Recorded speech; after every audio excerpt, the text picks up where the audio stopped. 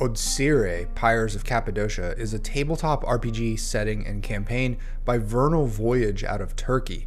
This project uses the D&D 5e rules, but takes you to 11th and 12th century Central Asia and adds a number of new play options, like a magic system of Numeromancy and new mechanics for alchemy, as well as a whole new ecosystem for how fire works.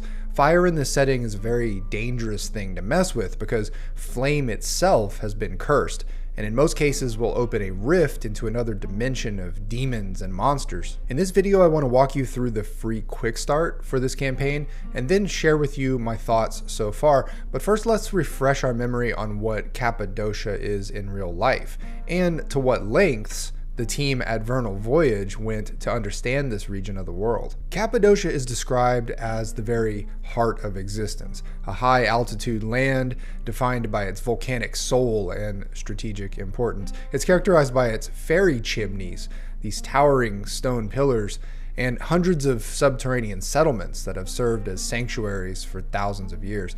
This harsh terrain served as a critical junction on the western edge of the Silk Road, itself rich in mineral veins and thermal springs. In Odsire, history is a series of literal and cultural strata that have shaped the land's rock-carved cities. First, we have the ancient foundations. Thousands of years ago, the thousand-god civilization of the Hittites carved out the region's greatest volcanic strongholds and fairy chimneys. Alongside them, the skilled stonemasons of the Urartians and the early Assyrian kings left their marks on walls and corridors that are older than the Roman Empire. Then we have the Persian era. This layer is defined by the Persians and their eternal flames. In the context of the setting, this era is linked to the origins of fire before it became the cursed and haunting phenomenon that it is in the present day of the setting. Then you have the Roman and Byzantine zenith. This era saw the rise of magnificent marble halls and rock-cut churches, particularly after the ascension of Christ. Cappadocia became a monastic sanctuary guarded by scholars. Symbols of this time, like the double-headed eagle and the Holy Cross, are still found carved through the city of Malacopia. And then we get to the 11th century, which is the present.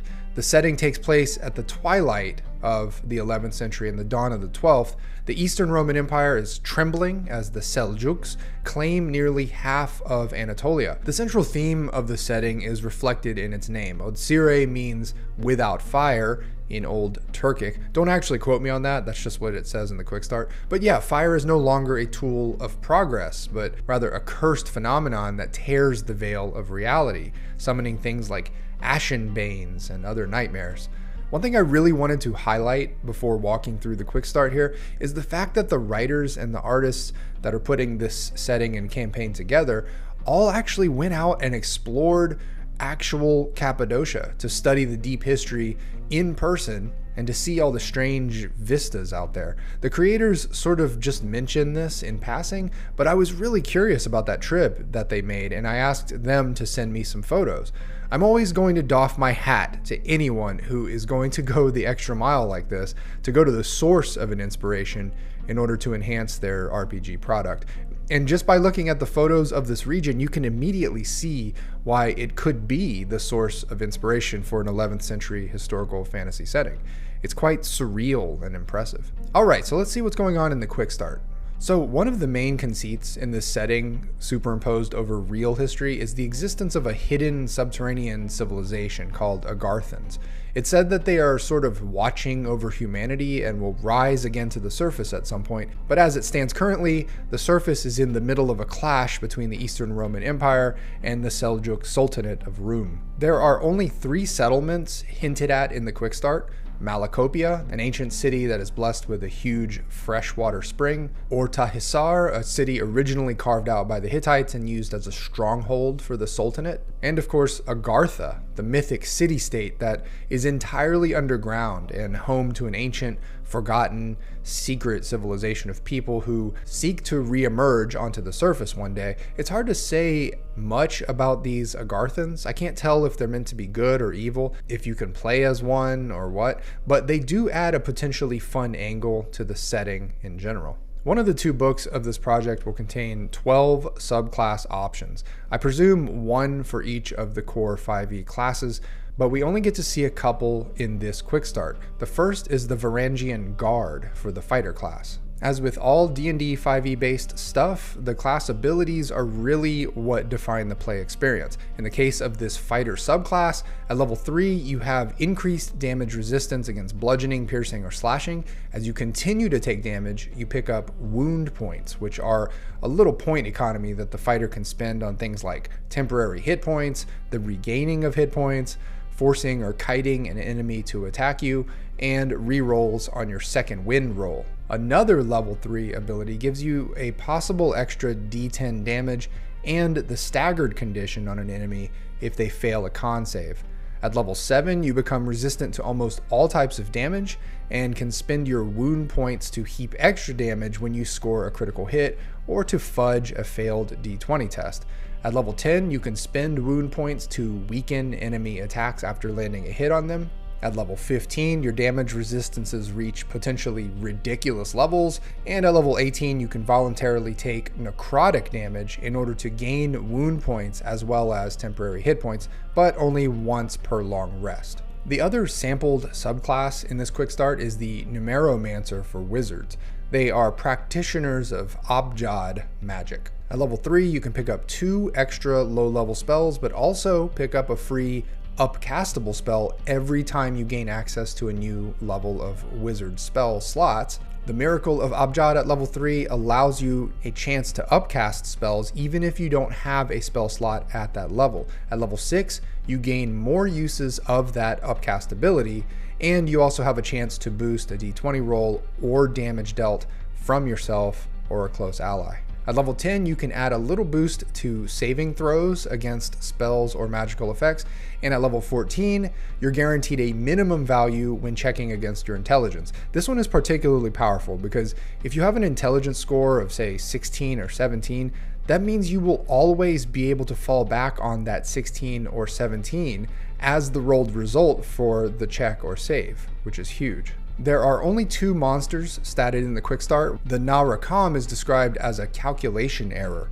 It's the result of Abjad magic failing somehow. There are a couple of notable things about this creature. One, it can counter a successful hit with a guaranteed 16 force damage. No damage roll, it's always 16 damage. And 2, it can invert a d20 roll relative to that roll's distance from 20. So as a reaction, it can turn a 15 into a 5 or a 19 into a 1.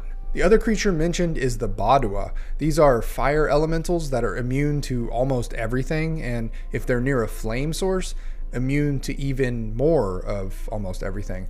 I'm actually looking forward to seeing an illustration of this one. One of the setting's central concepts is that fire is now cursed for the most part. I do like all of the little rules and stipulations around this curse. For example, any creature with an intelligence of 4 or lower that starts a fire does not incur the curse. But in most cases, starting a fire is going to invite disaster because for every minute that fire burns, there's an increased chance that the veil to another reality is torn open and one of these things happen.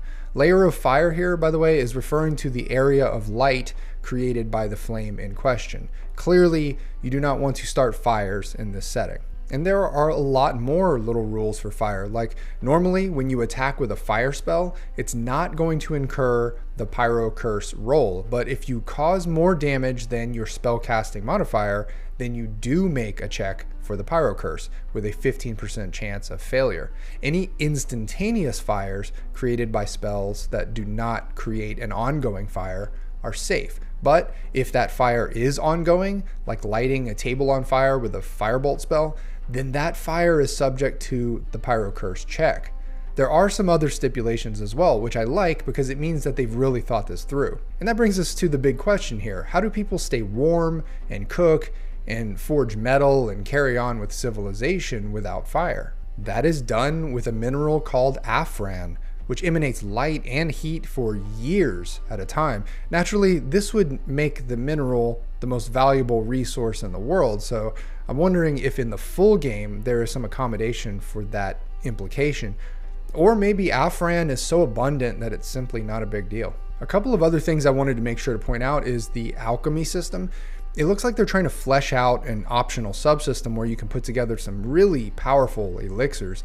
These are mechanically treated as magical potions that can be used with a bonus action. I'm curious to see how they handle ingredients in the game. Also, there are these decks that they've put together that you will draw in the case of rolling a natural 1 or 20. These each contain 3 categories of results for physical, arcane, and social. You're supposed to draw a card after rolling a 1 or a 20 to gain a little bit of extra detail for your momentous roll. But there are also 4 social encounter decks divided into the categories of deception, intimidation, persuasion, and performance. These are drawn each time you're in a social encounter involving one of those categories and are meant to help inspire or nudge along the roleplay aspect of the scene. They're especially intended for newer players who may not have yet acquired the knack of switching between the 5e combat-centric mindset and meaningful social encounters that aren't really backed by much in the way of mechanics. Okay, so here are my thoughts so far on Odsire, Pyres of Cappadocia.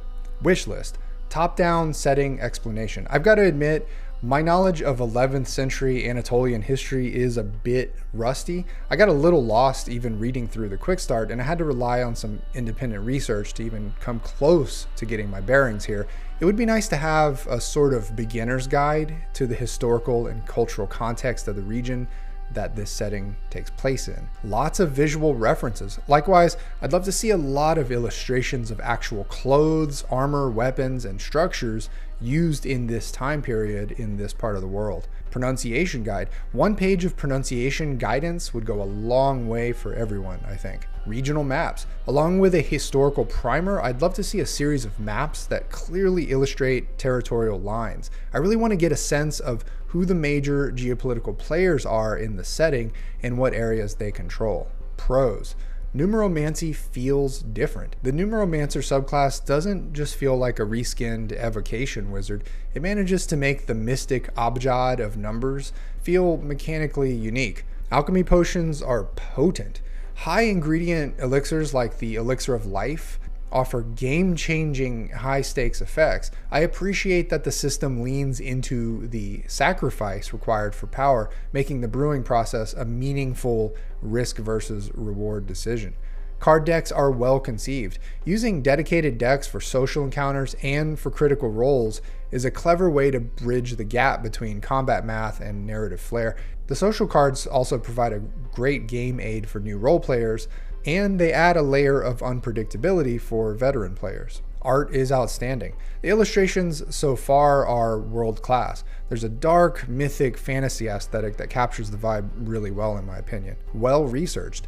The team's commitment to exploring the actual region of Cappadocia is exemplary, and I'm always here for that kind of commitment. You can see in this project an authentic affection for a very specific, fascinating time and place in human history. I always love to see a setting or campaign that covers real cultures and regions from our actual past.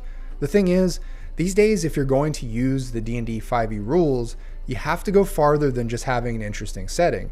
And I think just judging from the quick start here, they did go a lot farther with the interesting magic, the card decks, and maybe most significantly, the mechanics around flames and fire, which fundamentally changed not only the setting, but how players interact with the world mechanically. Anyway, I'd love to hear your thoughts on this project down below in the comments. Remember to like and subscribe for more RPG reviews, and join the channel as a member for exclusive videos and content.